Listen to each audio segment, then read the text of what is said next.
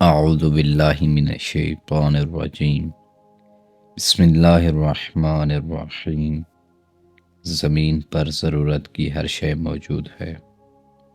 امام جعفر صادق علیہ السلام نے فرمایا، مفضل تم اس زمین ہی کی نسبت سے دیکھو اور غور کرو تو تمہیں معلوم ہو جائے گا کہ یہ کرۂ ارض ایک ایسے مکان کی مانند ہے جس میں وہ تمام چیزیں موجود ہیں جن کی بندوں یا یہاں کی دوسری مخلوقات کو ضرورت ہو سکتی ہے۔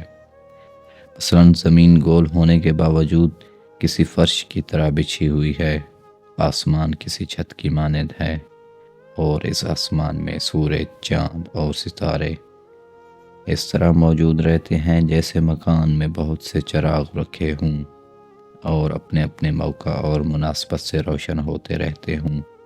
معدنیات اور جواہرات زمین کے اندر اس طرح پوشیدہ ہیں جیسے مکان میں خزانے اور مختلف چیزوں کے ذخیرے ہوتے ہیں۔ ان سب کے علاوہ ضرورت کی ہر شے، مثلاً روشنی، ہوا، پانی، اناج، سبزیاں، گوشت، دودھ اور لباس فراہم کرنے والے چوپائے اپنی اپنی ضرورت کے مطابق یہاں موجود ہے۔ اور انسان اس دنیا میں ایسا ہے جیسے اس مکان کا مالک اور آقا، جس کے قبضے میں اس مکان میں موجود تمام چیزیں ہیں۔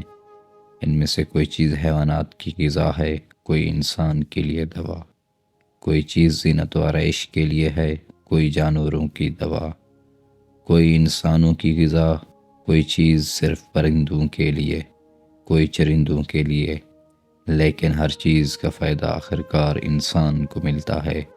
مثلاً گھاس پھوس ظاہراً چوپایوں کی غذا ہے، لیکن ان چوپایوں کا گوشت، دودھ اور کھال انسانوں کے کام آتی ہے۔ قابل توجہ بات یہ بھی ہے کہ یہاں ہر ایک چیز ایک خاص مقدار میں ہمیشہ مہیا رہتی ہے۔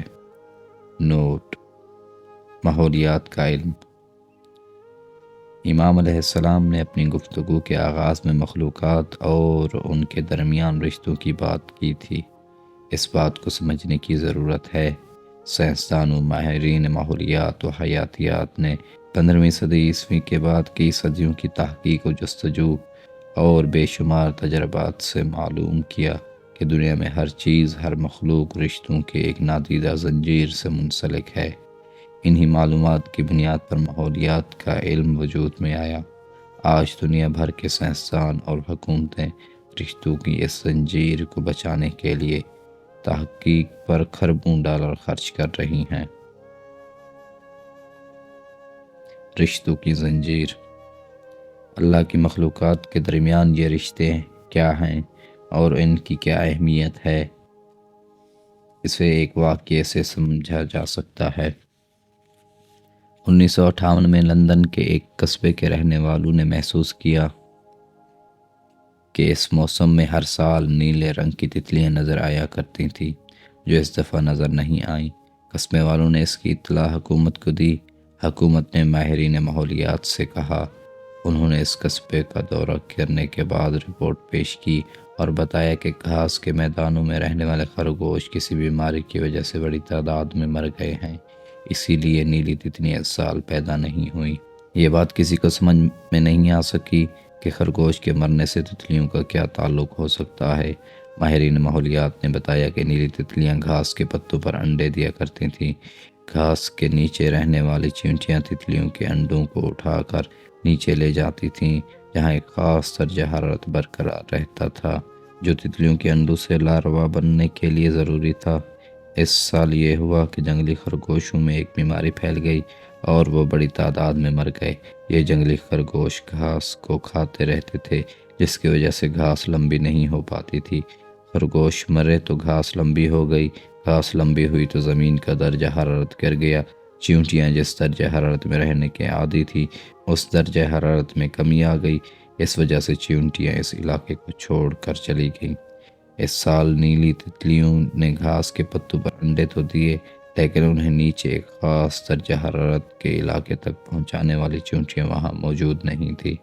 گھاس کے پتوں پر درجہ حرارت زیادہ تھا، اس وجہ سے تتلیوں کے انڈوں سے بچے نہیں نکل سکے اور اسی سبب اس سال نیلی تتلیاں قصبے میں نظر ہی نہیں آئیں۔ یہ ہے رشتوں کی وہ زنجیر جس کے سبب زمینی ماحول میں توازن قائم ہے اور دنیا میں اللہ کی مخلوقات زندہ رہتی ہے۔ یہ حسن ترتیب اور ہم آہنگی۔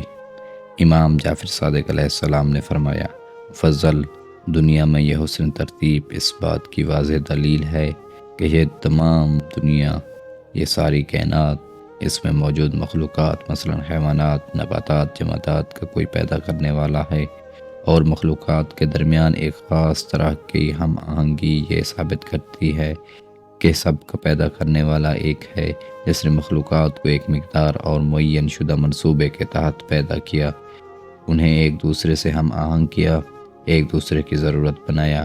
اگر اس دنیا کے پیدا کرنے والے ایک سے زیادہ ہوتے تو نظم کائنات میں یہ ہم آہنگی کسی صورت برقرار نہیں رہ سکتی تھی۔